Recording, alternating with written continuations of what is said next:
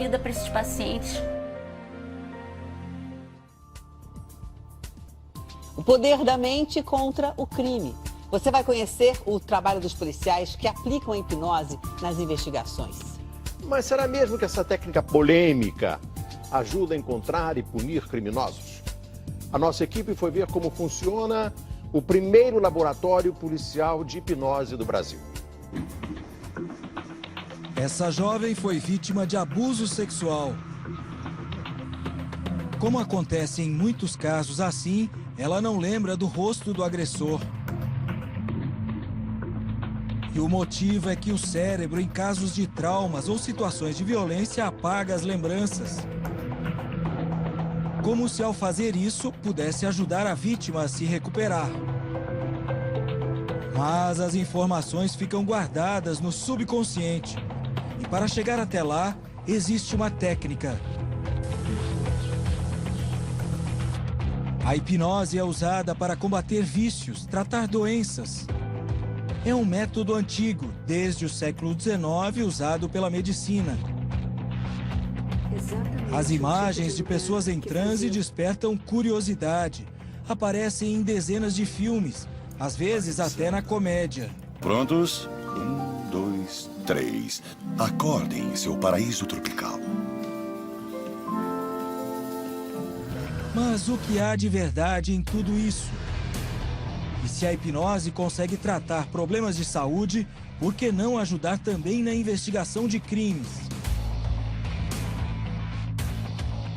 O primeiro e até agora único laboratório policial de hipnose da América Latina funciona no Paraná. Em 17 anos, os policiais usaram a técnica em 800 casos. Garantem que conseguiram resolver 100. Você tem a condição de destravar a mente dessas pessoas para que elas possam te dar informações relevantes a detalhes que foram perdidos, como placa de veículos, cor dos olhos, cor do cabelo, a roupa, a indumentária. O médico psiquiatra Rui Sampaio comanda o laboratório. Ele explica que a hipnose não é aplicada em qualquer situação e nem tem o poder de resolver um caso. Ela só ajuda. Para ser hipnotizada, a vítima ou testemunha precisa necessariamente ter esquecido fatos ou todo o crime por causa do trauma. Nesses casos, a pessoa entra no que nós chamamos de transtorno do estresse pós-traumático. É um nível de ansiedade extremamente alto, onde a pessoa cria amnésias em decorrência do que ela presencia do crime e ela acaba esquecendo os detalhes do crime. Depois de sofrer abuso, a jovem de 16 anos que abriu essa reportagem não conseguia se lembrar do rosto do agressor. Sem um retrato falado, a polícia não tinha muitas pistas. Como conseguir essas informações? A gente percebe que ela está bloqueando, então a única forma que se consegue é através dessa técnica, né? É utilizar a hipnose para fazer o desenho. A adolescente é encaminhada a uma sessão de hipnose. Durante o transe, apesar da aparente sonolência, a pessoa permanece o tempo todo consciente e com uma intensa atividade cerebral. Assim, tem maior capacidade de responder aos estímulos do terapeuta. Numa sala fechada, com pouca luz, o psiquiatra pede que a paciente olhe para uma caneta. É uma técnica para capturar a atenção, como o relógio em movimento de pêndulo, uma imagem famosa quando o assunto é hipnose. A luz baixa, a caneta e a voz calma do psiquiatra levam a jovem a um relaxamento profundo. A adolescente é estimulada a lembrar como tudo aconteceu. Você vai rever todos os detalhes. Será que ela vai conseguir lembrar do rosto do agressor? Isso nós vamos descobrir daqui a pouco. Antes, é preciso entender como a hipnose recupera lembranças que a mente apagou. O cérebro humano é como um HD de um computador e as memórias são os arquivos. Mesmo se você esqueceu de alguma coisa, ela ainda está lá, guardada no subconsciente.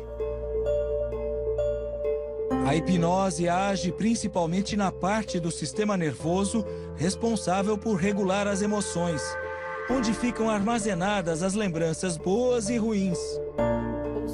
Este hipnoterapeuta não trabalha para a polícia do Paraná. ele atua em São Paulo, numa clínica particular. Com a hipnose nós sabemos o que aconteceu. Por que a pessoa está com uma depressão hoje, por que a pessoa está com uma ansiedade, por que ela tem um medo, tem um pânico. Luiz não consegue parar de fumar. O tratamento é feito em 5 sessões. Na primeira, o cliente explica o problema e dá detalhes da vida pessoal. Só depois a técnica começa a ser aplicada.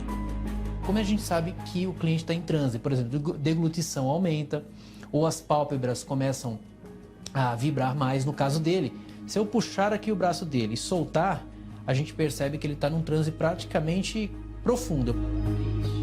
Durante o transe, Luiz relembra momentos da infância. Quantos anos você tem? 5. 5 anos. E onde é que você está? Casa.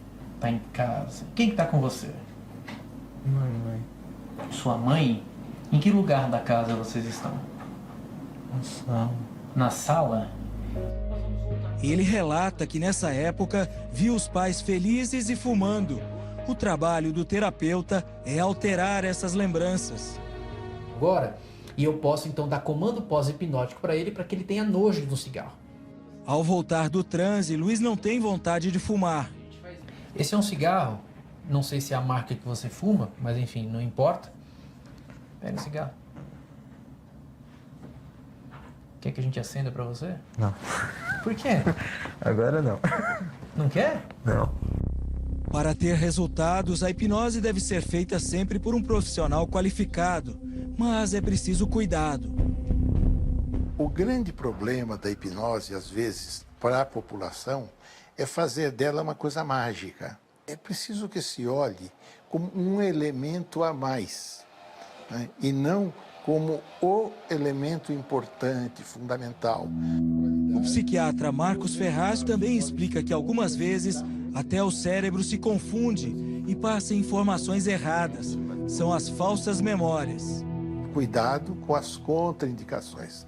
No caso da hipnose, a implantação de falsas memórias é um elemento importante para ser considerado. A polícia paranaense usa a hipnose apenas com vítimas e testemunhas que concordam com o método. Há 5 anos, essa mulher testemunhou o assassinato do namorado. Os dois voltavam para casa a pé quando um homem desceu de uma moto, tirou o capacete, agrediu e matou o rapaz a tiros. Dias depois do crime, a testemunha foi chamada para prestar depoimento e ajudar na elaboração de um retrato falado.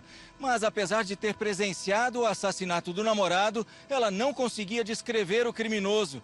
As características do suspeito só foram recuperadas da memória dela com a ajuda da hipnose. A hora que o rapaz desceu da moto, ele tirou o capacete. Foi assim, pouco tempo que eu olhei mesmo pro rosto dele. No momento que eu fui tentar separar a briga, só que eu vi o rosto dele. Como ele me agrediu, bateu com o capacete na minha cabeça, apagou totalmente da minha memória.